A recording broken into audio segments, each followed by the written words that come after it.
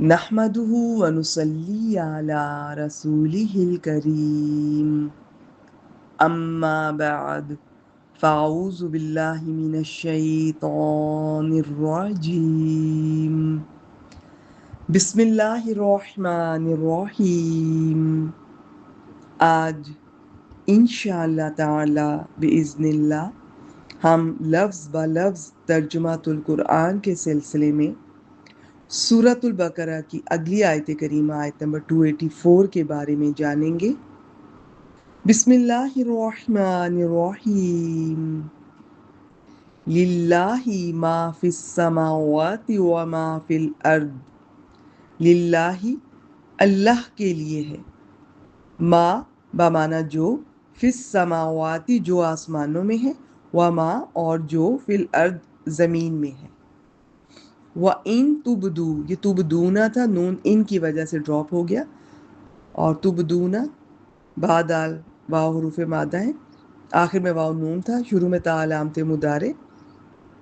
اور اگر تم ظاہر کرو ما اسے جو، فی انفسکم تمہارے دلوں میں ہے، او تخفوہ، ابھی او جس طرح میں نے واو عاطفہ کا بتایا، او بھی یہ عاطفہ ہے، یعنی اس کے بعد والے کا پہلے والے سے تعلق اس حرف کی وجہ سے ہو جاتا ہے، اور جو اس سے پہلے والے کی حالت ہے دیکھنے میں بھی، اور جو بھی اس پر اثرات ہیں کسی لفظ کے، وہ اس لفظ کے بعد والے حصے پر بھی ہوں گے، وہ چاہے ایک لفظ ہے چاہے پورا جملہ ہے۔ تو یہاں پر دیکھیں تخفونا تھا، اس کا بھی نون گرا ہوا ہے، لیکن اس کا نون او کی وجہ سے نہیں گرا، اس لیے میں نے حروف عاطفہ کا تھوڑا سا پچھلی کسی ایک ریکارڈنگ میں بتایا تھا۔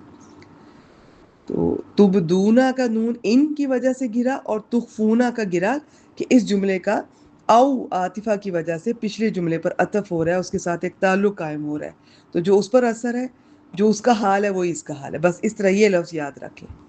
یا تم اسے چھپاؤ، یحاسبکم بھی، یحاسب یہ یحاسبو تھا، اور یہ محاسبے سے لفظ پہچانا جا رہا ہے، حاسبہ، وہ تمہارا، یہ اللہ تمہارا، یہ تم سے اس کا حساب لے گا۔ اللہ لفظ جلالہ، اس کا فاعل وہ آگے آ رہا ہے، یحاسبکم محاسبہ کرے گا، حساب لے گا تمہارا، بھی اس کا، ٹھیک ہے، تم سے اس کا، کون لے گا؟ اللہ۔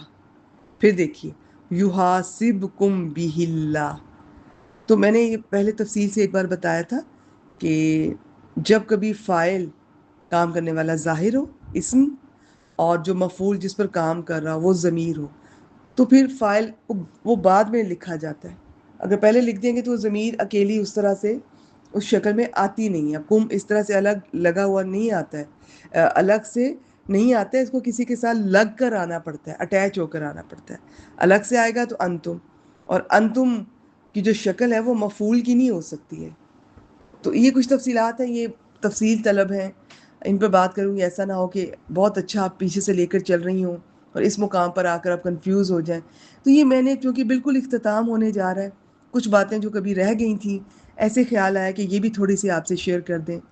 کبھی کورس مکمل کریں گے عربی گرامر کا انشاءاللہ تعالیٰ، تو آپ کو ان باتوں کا پتہ چل جائے گا۔ فی الحال اتنا ہی، یحاسبکم حساب لے گا تم سے بھی اس چیز کا اللہ، فیغفر پھر وہ بخش دے گا، لیمن جس کے لیے، یشاء وہ چاہے گا، ویعذب اور وہ عذاب دے گا، من یشاء جسے وہ چاہے گا، واللہ علی کل شیء قدیر اور اللہ ہر چیز پر پوری طرح قادر ہے۔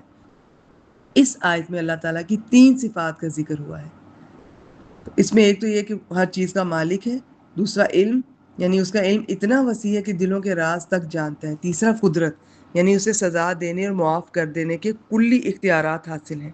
اور یہی 3 صفات ذرا تفصیل کے ساتھ آیت الکرسی میں بھی بیان کی گئی ہیں، جس سے مقصود یہ ہے کہ عبادات اور معاملات سے متعلق جو بے شمار احکام دیے گئے ہیں، مسلمان کو اس کی تعمیل میں نہ حیلوں بہانوں سے کام لینا چاہیے، نہ سینہ زوری اور ظلم و زیادتی سے، بلکہ اللہ سے ڈر کر اس کی مرضی کے مطابق عمل کرنا چاہیے، کیونکہ کسی بھی ظاہری یا پوشیدہ امر میں انسان اس کی نافرمانی کر کے نجات نہیں پا سکتا۔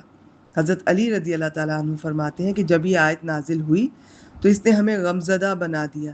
ہم نے خیال کیا کہ اگر کسی کے دل میں گناہ کا خیال بھی آئے تو اس کا بھی حساب ہوگا. پھر معلوم نہیں کہ اس کی معافی ہو یا نہ ہو. یہ بات انسان کے اختیار سے باہر ہے.